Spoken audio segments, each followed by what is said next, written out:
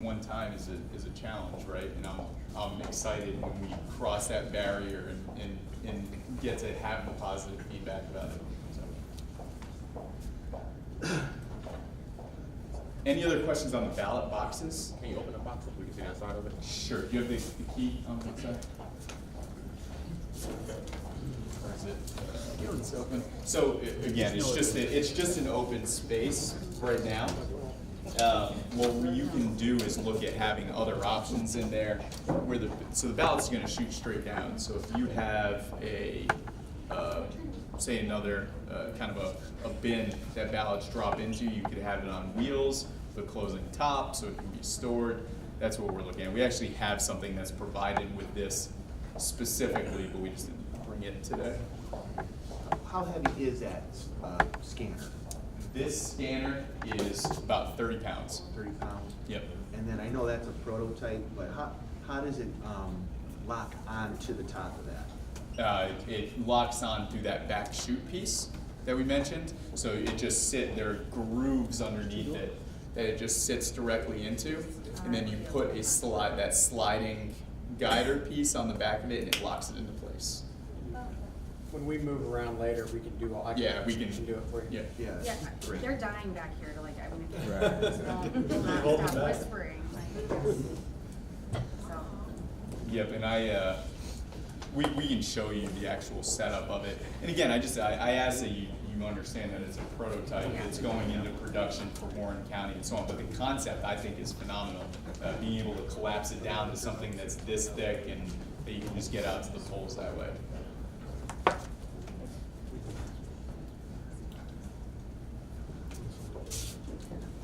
Any other questions on this guy? I know that there have to be some. Excuse me, then you say it's a smaller case too, right? A smaller one than Oh, that? the ballot box, the one Yeah, the that's ballot not, box. I think they said that they were like working on one or something, right? The Okay. case for the box? No, that's completely self-contained. So this is hardened plastic. This thing can actually take a pretty serious beating. No, I'm asking, is there one smaller? Do you sell one smaller than that? Oh, The so ballot box? this is just our prototype. We're actually making the production unit smaller. So we're Okay. taking, I think, about 6 inches off the height and maybe about 3 or 4 inches off the width to make it more in line with the other ballot boxes that are available and on the market. To see, we were talking here, to see you would go up there and ask about. We're doing similar work on this though, to continue to reduce the size of this. We'll actually show you that this afternoon. I would like to. What is the closing process on the precinct scanner? Yep. All right. So no more questions on the hardware, the boxes, anything like that. So I'll walk you through how to shut down the polls. Okay. So there is Do you have the video on the ID amount? We were planning on doing that this afternoon. I'm happy to do it though. Up to you. Yeah, no, that is fine. Okay. Where are the memory sticks in there? They are in this side compartment, which is generally locked. I've left it open for the demo, but it's generally under lock and key and closed. So I'll show you all of that now. So there is a hidden button in the upper left-hand corner. You touch the ClearCast button. That's because a voter can specifically use the touchscreen to submit or return their ballot. So we try and guide voters away from, not guide voters, but make it something that only a poll worker would know. They enter their password as the head of that polling place. They click close polls. It asks if they want to confirm, they hit OK. Again, through Clear Design, you can tell this machine to print however many copies of your summary report tape you want. So it can be set to automatically print 2 copies, and it's going to get to work on that. That is all a poll worker has to do right there to close down this machine and end the election. Enter a password and click one button, confirm that selection. And this is going to go, right now we have it set to print 1 copy, but again, it's completely configurable to you. When it's done, ultimately, it's going to bring you into post-election mode. It depends. What they can do from there depends on the credentials and the account that you're logged in there. Realistically, they would power the machine down right now, and it's done. So they would shut it down, which I'll actually do. Actually, let me. if you wanna see the whole thing from the beginning, I can kind of show you that as well. Instead of taking it out and the setup and all that. Yeah, I'm just kinda curious to see how hard it is, or. Sure. And same with the 88, like, cause there appears to be a decent amount of cords, like, involved. Yep, well, so this is one cord. Obviously, both of these have a power cord, and then the last cord is connecting the two. And then the rest would be for either headphones if you're connecting those, the touchpad if you're connecting that, which again, you don't necessarily have to in every circumstance. Like that.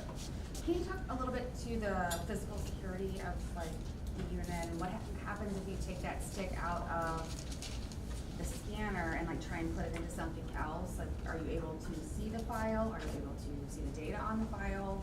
Like, Yep, so that's kind of a couple questions mixed Sorry. into one, so I'll no, go into you're one, good. that one. So if you remove the stick, first and foremost, the machine, and I'll do it for you. I'll reopen the polls. Again, I'm in a mode where I have the access to it. I'm in administrative mode on this. So if I resume the voting session, I'll show you what happens if a stick's removed, for example. So if we remove a stick, the machine is not gonna like that. We'll say it at the very least. So it's saying that there's an error occurred, it automatically suspends voting. No ballots can be cast to this machine now. A poll worker is gonna have to enter their credentials back in.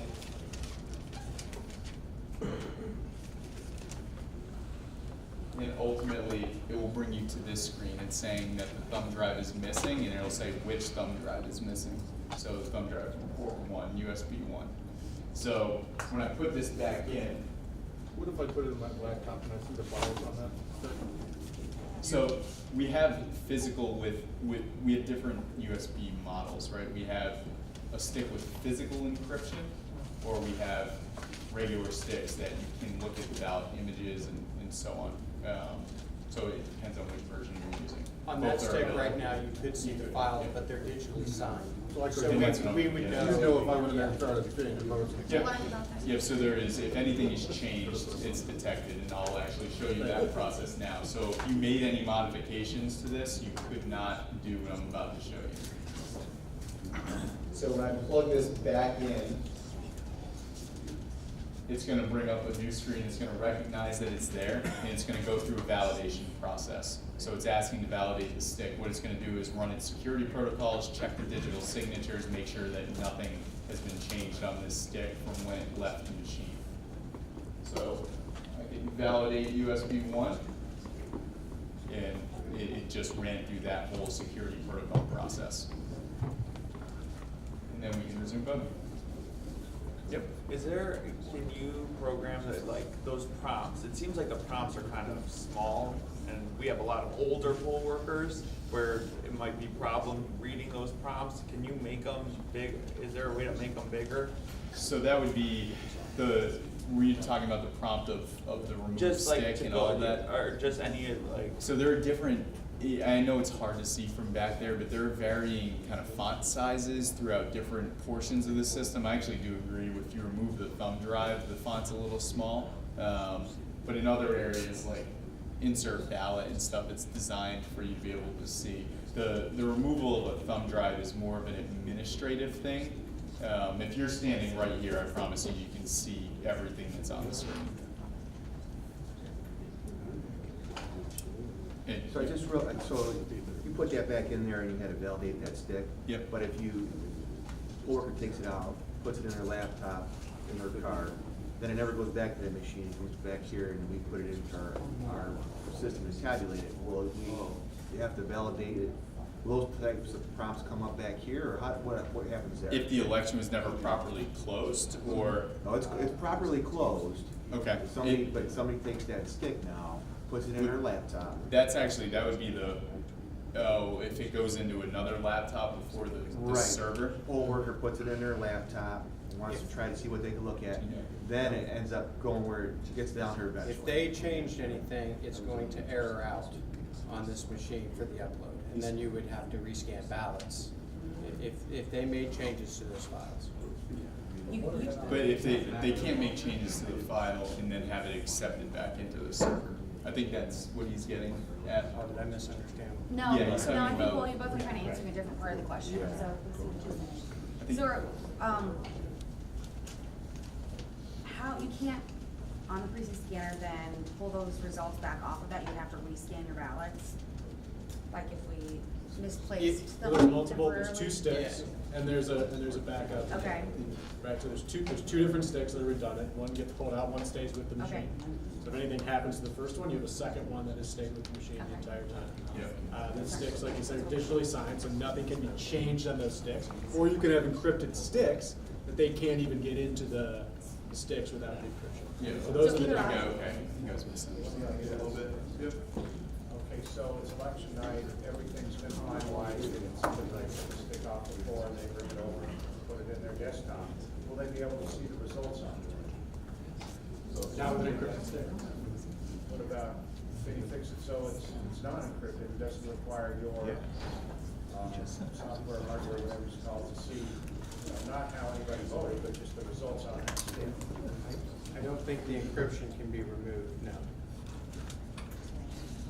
There's not, it's not a checkbox user or not, it's done, Well, it's automatic. there was another demonstration where you could take a stick and look and see the results, but if it was read-only, tried to change something. That's what the digital signatures. So you're saying I could take a stick and put it in? If you chose to use the non-encrypted stick. So, That would be like, your you have choice. either option, You you have can either either do it how we do now, or do it how we saw yesterday. Which do you do now? The sticks are encrypted.